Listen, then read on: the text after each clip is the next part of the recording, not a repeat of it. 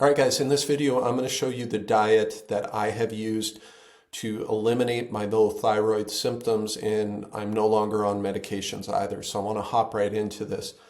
At the end of the video, in the second half, I'm going to provide you with a sample day of what I eat now to give you a better idea what that looks like. But let's start at the basics here. First of all, contrary to what you're being told, you really want to be eating all three macros. That means protein, fat, and natural carbs. Okay. As far as protein, shoot for 0.62 to 0.8 grams of protein per pound of body weight. If you're overweight or obese right now, don't use your actual body weight. Use like your lean body mass or even your ideal weight and base your protein off that. As far as fats, the biggest thing, eliminate seed oils, eliminate polyunsaturated fatty acids. Metabolically, they kill your metabolism, okay?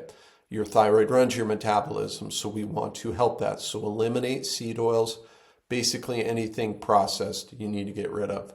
Focus on saturated and monounsaturated fats. That means things like grass-fed butter, ghee, coconut oil is a great one, particularly if you're looking to lose weight. Shoot for around 20 to 40% of your calories from fat. It is going to depend on where you're at right now. If you're a little heavier weight-wise and fat-wise, I'd go down towards the lower end of that scale. If you're fairly lean, you can maybe opt for the higher end. If you're more active, you can opt towards the higher end. As far as carbs, we want natural carb sources, ripe fruits, honey, maple syrup. Real fruit juices like real orange juice can be very helpful for people starting out. The big push towards low carb is what got me into this problem because I did it for so long. I just tanked my insulin resistance. I tanked my thyroid.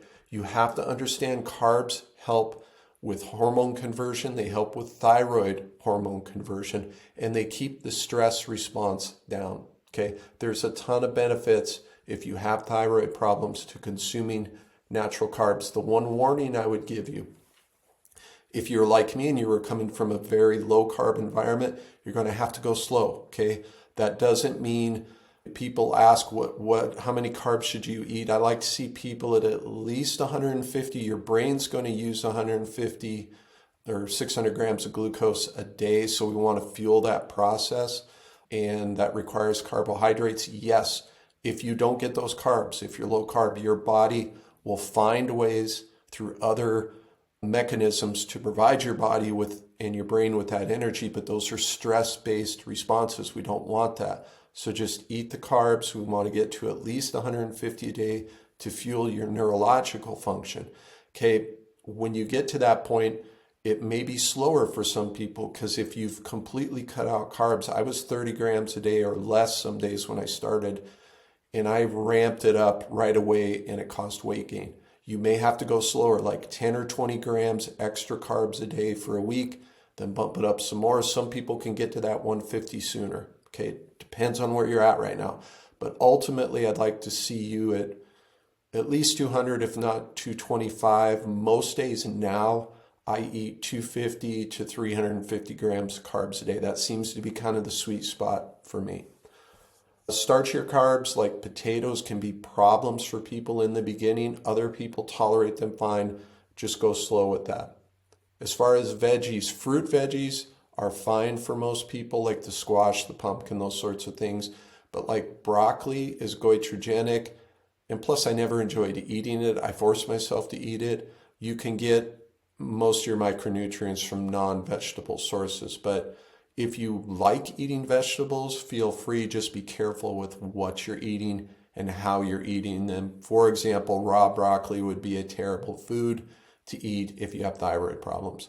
Beans are also goitrogenic. I avoid them in most cases. I'd encourage you to as well.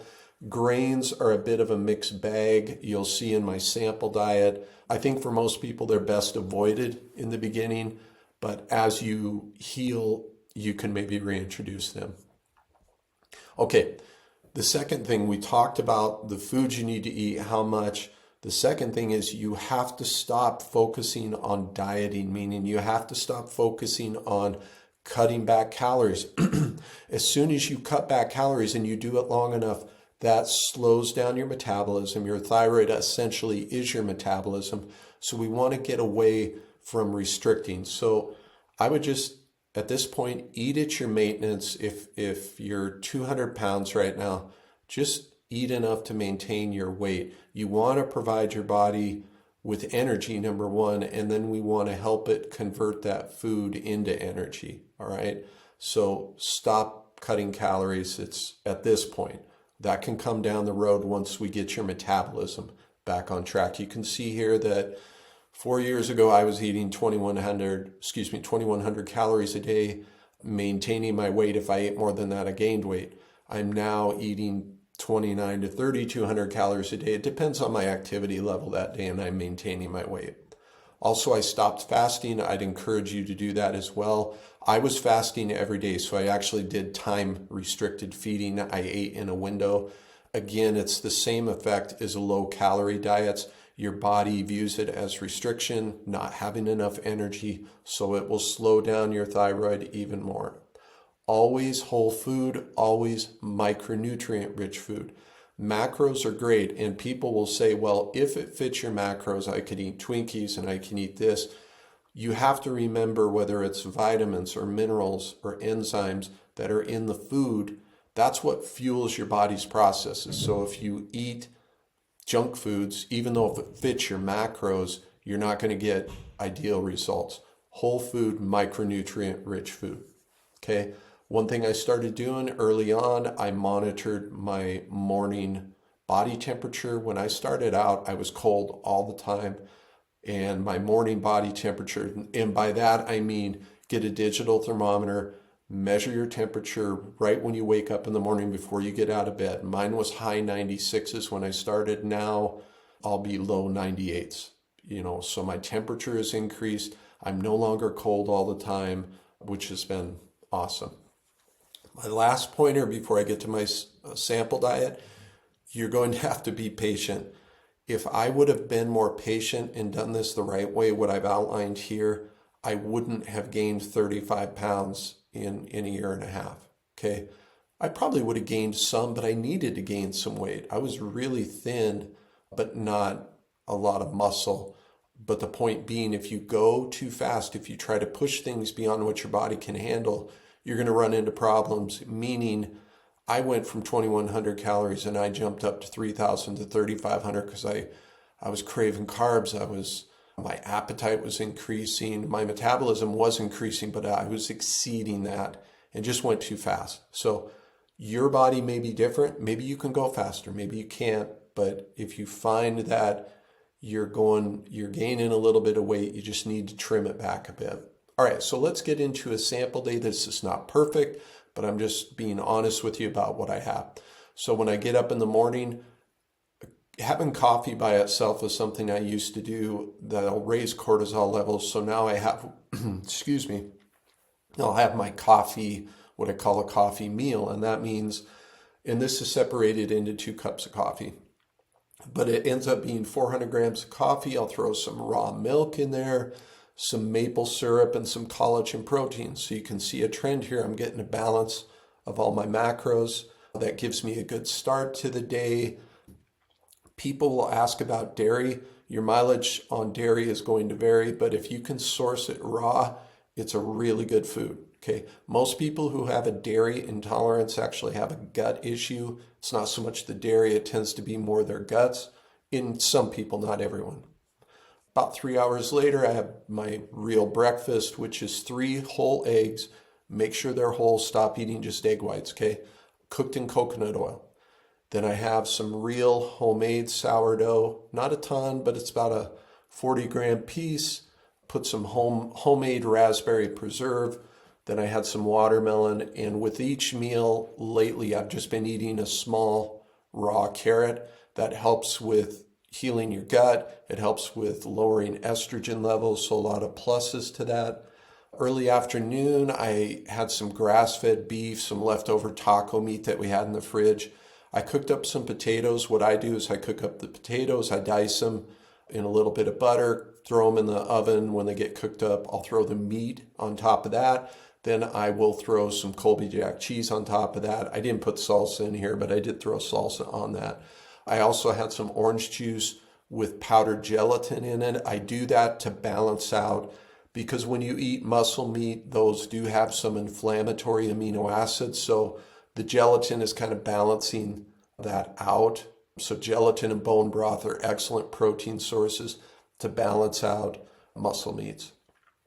Then I had a glass of wine at 3 p.m. and 4 p.m. I kind of had an early supper. My wife had made some homemade chicken soup with rice. It had a bone broth base. I just happened to have pineapple around, so I finished that off. Had a little spoonful, 7 grams of coconut oil, again, the small raw carrot. And this is my bedtime snack now. I go to bed in between 9 and 10 usually. So around 7, I had 6 ounces of chocolate ice cream. I had Haagen-Dazs. It only has 4 real ingredients, no gums or anything like that. So I'm like, you can see my diet is far from restrictive. I feel better. I sleep better. So many pluses to eating this way. It's not perfect. I don't claim that it is. But again, I'm not on thyroid meds anymore. I feel better. I sleep better. My body temperature's increased. I'm losing weight, eating more. All in all, it's a huge plus. So let me know in the comments, guys. I know that video went a little long, but I wanted to give you an idea of what's really helped me. I think it will help you. Let me know in the comments if there's other topics that you'd like me to cover. I hope this video was helpful. And make sure, if you want to learn more about this stuff, I talk a lot about it on my free checklist and my email list, which you can get there at my website. So hope it was helpful, guys. Talk soon.